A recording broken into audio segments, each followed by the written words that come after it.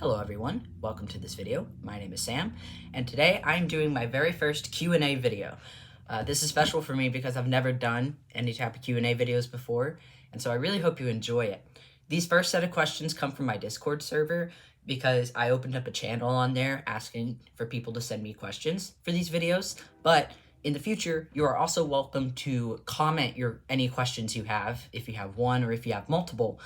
And just also let me know if you'd rather stay anonymous, because I don't want to out your name or your username if you'd rather not do that. I totally understand. Also, I apologize for the noise in the background. There's a train outside. So, anyway, let's get started. I'm a little out of breath because I was grabbing something from the other room. You'll see what it is in just a moment. Okay. Without further ado, here we go. Marvel asks, favorite cartoon? My favorite cartoon is SpongeBob SquarePants. It has been a childhood favorite of mine for forever. I say childhood favorite, but it's my all-time favorite cartoon. I've loved the first 4 seasons of it for as long as I can remember, and I even enjoy some episodes from season 5 and 6. I believe that after that point, while it has gone downhill, they like some of the episodes are just downright terrible, but a lot of them are actually underrated too. Like, a lot of people really give a lot of hate to those later seasons when it doesn't really deserve it. It's just different, and not necessarily for me. Like, I'm not the audience that is intended for, but nevertheless, I do love seasons 1 through 4 of SpongeBob, and I consider that show to be my favorite cartoon of all time. Alfred asks, what was the earliest show you remember really loving? The earliest show I remember really loving is actually not SpongeBob. It's Clifford the Big Red Dog. When I was really little, I loved that show a lot, and my parents put it on PBS Kids for me, and that was how my love of the channel PBS Kids began. Sorry, someone just texted me. My very first birthday party when I turned a year old was Clifford themed because even as a baby, I was watching that show and I loved it. And I still own some of the physical media for that. And I also grew up watching the movie from 2004, Clifford's Really Big Movie. So definitely that would be the earliest show that I remember really loving. Brendan Barney asks, rarest piece of physical media I own? Well, I actually have it here with me. This is the reason why I had to run in the other room before recording this. I own this DVD, and it isn't anything that you could buy in stores or anything like that. It actually was promotional content for a show called Liberty's Kids. I actually made a paper case for it because I don't have the original case it came in. I think in my camera it's flipped. I'm not sure if it will be or not in the final YouTube upload. But I made my own paper case for it, and here's the DVD itself. It features, I believe, 2 episodes of the show, released by Deke Entertainment. And yeah, this was just a promotional disc featured. I think it was in some kind of, I don't know if it was a cereal box or I'm honestly not quite sure. Came with some other purchase.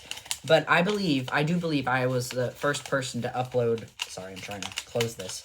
I do believe I was the first person to upload a opening to that DVD, and you are welcome to scroll through on my channel and find that. But I'm very proud of owning that DVD. I think it's really cool, and that's another show that was nostalgic for me, considering that it aired on PBS Kids in the early 2000s, and I am very happy to own that. Patrick Battelle, or I'll just use their more common nickname, GameTune, asks, when did you realize you were trans? That's a great question. Depends on how you look at it. I realized that something wasn't right with my assigned gender at birth, or assigned sex at birth. When I was a child, from around 4 to 5 years old, I was like, I don't feel like a girl. And I just, from then on, never really identified with any of those traits, but I kind of had to because it was the expectation I had. Growing up, I was always told that I was going to be, a beautiful woman, blah, blah, blah. and that ended up not being the case. I realized that I was transgender when I became an adult. I was around 18. 18 or 19, because it started at it was me slowly coming to terms with that fact, because I at first was like, oh, I must be a tomboy because I'm really into boy things, and then it like went from there. I identified as a demigirl, then non-binary, and now finally I for simplicity's sake I tell people I'm a transgender male, but the real version of my identity is that I identify as non-binary and trans masculine. So under the transgender umbrella regardless. I couldn't be happier with how I currently am, and if I receive any hate for that, then you will be blocked and removed very promptly. I do not support any kind of hatred in my comment section or on my channel, so be mindful of that. But yes, thank you for asking me that. Pauline asks, what is your favorite thing to do? Well, that's kind of like to do at all. I don't know. I mean, I have a lot of favorite things to do. I can give you several. I enjoy spending time with my friends. I enjoy making music and listening to music, such as playing my instruments or going to my music classes or composing. Any of those things I enjoy. I enjoy watching TV and movies. I enjoy needle felting as a craft and as a hobby. I enjoy teaching because within the next few months, I will be entering my very first internship opportunity as a teacher that will eventually lead to my full-time career as a music educator. I have several favorite things to do. I don't know if I could just pick one because I have many, but those are some of my very most favorite things to do. Someone else from my Discord server asks, what's one show you think is underrated and one you think is overrated? Good question. A show I think is underrated is Rocko's Modern Life. This is, if you're not familiar, a Nicktoon from the 1990s. And people always talk about Rugrats. They always talk about Hey Arnold. They always talk about, well, there's other shows, Doug, and oh my goodness, there's one I'm blanking on right now. Oh my gosh. I'm sure I'll think of it, but they talk about all those kinds of shows. But no one ever really talks about Rocko's Modern Life, except for when the show is included in those compilations of like shows that feature like adult jokes in them and stuff. I always see Rocko's Modern Life in those compilations, particularly with that one scene where he's like, oh baby, oh baby, oh baby. And I'm like, why don't we talk about the entire rest of the show? Because it's so good. I own the entire series on DVD, so I might be biased. But I think that show is entirely underrated as a Nicktoon. I think it deserves more love because it's hilarious, it's real, and a lot of it is still applicable and funny to this very day in 2024, which means it's been like 30 years since the show has been released, which is crazy to me. A show that I think is overrated. I don't know if I can name a single one, but any of those like modern dramas that people are watching on like Netflix, and one I can like all those like medical shows, for example, like Grey's Anatomy and like all that. Why? I don't know. I'm not really. I mean, this is probably just me speaking as someone who's not into like what's trending and what everyone else seems to be into, but I don't know. Those kind of shows just aren't for me, and like the drama and the crime and the I don't not my thing.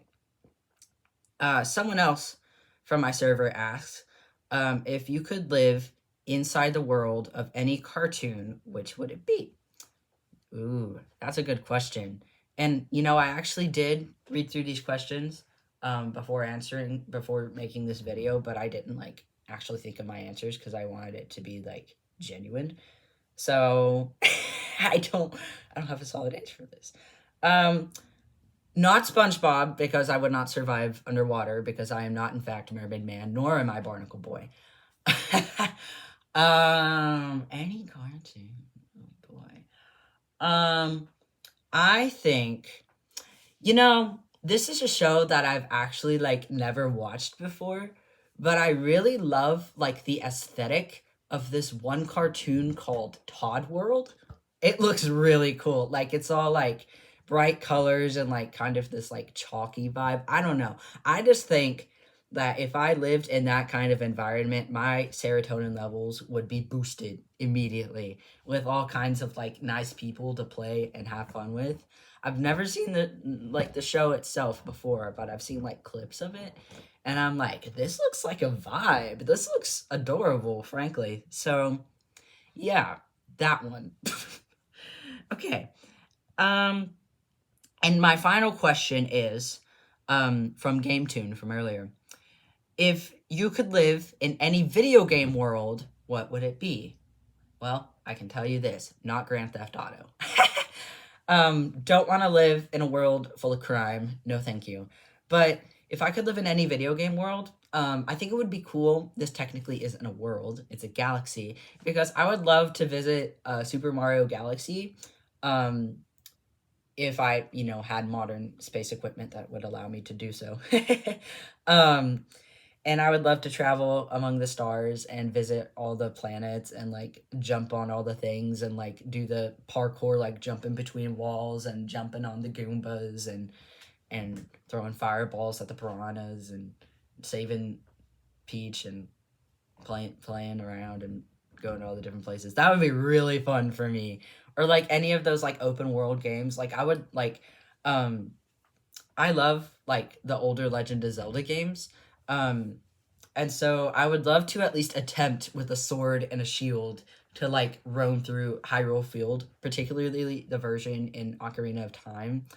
And just, like, navigate that, like, 64-bit space. You know what I mean? Like, it just sounds fun. I don't know. Maybe I'm weird. I mean, I do have a Zelda poster behind me, so.